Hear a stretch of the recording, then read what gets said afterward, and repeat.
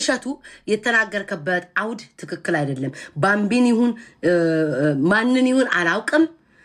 ስም ስላልጠቀስክ እኔ ስም ሳይጠቀስ አቤት አለልም። ስም አልጠቀስክም። ባምቢን ብለክም ወይም አበባ አላልክም። በአጠቃላይ ስትናገር ስለ ቤተ ክርስቲያን ካወቅ አመጣጥ መጀመሪያ አንተ የራስህን ልጅ ቤት አስቀምጠክ ህፃናት ወጥተው እኮ እንዴ ህፃን ልጅ እንደዚህ ይናገራል እንዴ?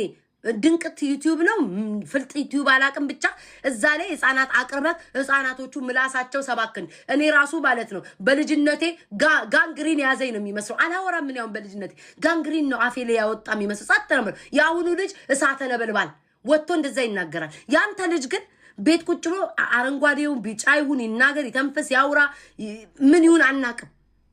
ይሄ ራሱ ትልቅ ሽቀላ ነው። ስለዛ ከቻልክ ወተክ ማስተባበሪያ ስጥ፣ ካልቻልክ ደግሞ የራስ ጉዳይ ነው። በጌሜ ከመጣ ግን ጉሮሮ ላይ ነው የምቆመው። 4 ነጥብ በጌሜ ከመጣ ጉሮሮ ላይ ቀጥ ብዬ ቆሜ ይሄ ማህበረሰብ ማይነቃንቀኝ ለምን መሰላችሁ? ይሄ ቲክቶክ ነው ለባምቢ ደግሞ ጠብቂ ኢንተራክሽን እነግርሻለሁ። ባምቢ በጣም አናደሽኛልም አሳዝነሽኛልም። እኔ ፊት ለፊት ነው መቤቴ የምናገረው። ሲቀጥል አሁን ባምቢ ከአንዴም 10 ጊዜ ነገር እንሻል። ይሄ ማህበረሰብ አዛኝ አይደለም። ብትንጠለጣይ ራስሽን ብታጠፊ ህይወትሽን ብትሰዊ ማርያምን ነው ምልሽ። እኛ ምናቀሽ ምናምን ወይ ደግሞ ለቪው ምናምን የሚል ሰው ነው ያለው እንጂ እግዚአብሔር ምስክሬ ነው ምልሽ። ባምቢ ማንም ግዳይ ሰጠው በዚህ ቲክቶክ ላይ። እኔ አሁን ማርያምን ስቶሪዋ ላይ ጻፈችውን ቀጮናት ደውላው ብላራ የምታውቂያ ከሆነ እንደዛ ምናምን ብለ ተኝቼ ነበር።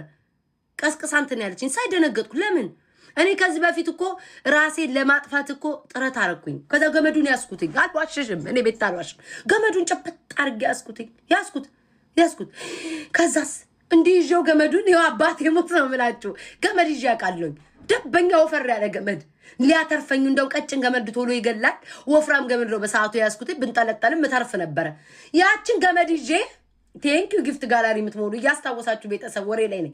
ያችን ገመድ ይዤ ፍለፊቴ ማን መጣልኝ? ደረት ያለው ጎረምሳ ጎምለል ይጋር ቤታዬ ቆንጂት ሚለኝ ገመዱን ይዤ መድኃኒዓለም ያሳያችሁ እንግዲህ ማለት ገመዱን ይዤ ከዛስ ደግሞ ታፕ አንበሳ የጌመሮች አንበሳ ሲጎርፍላቸው ቆጃንጆ ልብስና ጫማ ቤት ሲገዙ አየው አልዋሽም። ገመዱን ይዤ ገመዱ ምን እየታየበት እንደሆነ አላውቅም።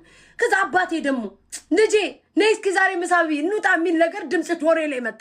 ጆሬ ላይ እኔ አልዋሽም። አሁን እናንተ ምን አይነት ውሸታም ቀዳዳለች ጥሩም ባልትሉ ይችላል። በፍጹም አልዋሽም።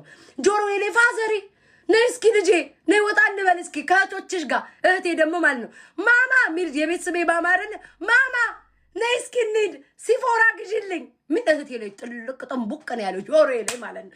ኢትዮጵያ ያሉ ዘመዶች መቼ ነው ኢትዮጵያ የምትመጪው? አገርሽ አልናፈቀሽም? ገመዱን ይዤ ነው ይሄ ሁሉ የታየኝ ማለት ነው። ሃሌሉያ! ያ መንገድ ተሰብሯል። ዛሬ ስብከት ላይ ያ መንገድ ተሰብሯል፣ ፈራርሷል። እግዚአብሔርን ሁሉ ጊዜ ወደዋለሁ ምላችሁ ለምንድን ነው? ለእግዚአብሔር የምከፍለው ቃል የለኝም። ለእግዚአብሔር የምሰጠው ነገር የለኝም። ለምን ኖ ልጄ ብሎ አስቆመኝ። ይህን ለባምቢ ነው የምነግራትኝ። ባምቢ ማርያም ከልቤ ነው የምነግርሽ።